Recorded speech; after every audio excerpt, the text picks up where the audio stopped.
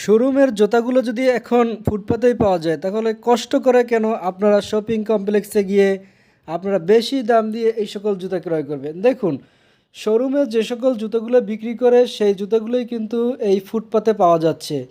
তো এই ফুটপাতে কিন্তু বিভিন্ন ধরনের প্রোডাক্ট রয়েছে, বিভিন্ন আইটেমের বিভিন্ন কালার, বিভিন্ন ক্যাটাগরি। এখানে বাচ্চা থেকে শুরু করে একেবারে বড় সবার জন্য রয়েছে এবং ছেলে মেয়ে সবার জন্য কিন্তু এই ফুটপাতে আপনারা জুতোগুলো পেয়ে যাবেন একেবারে রিজনেবল প্রাইজে।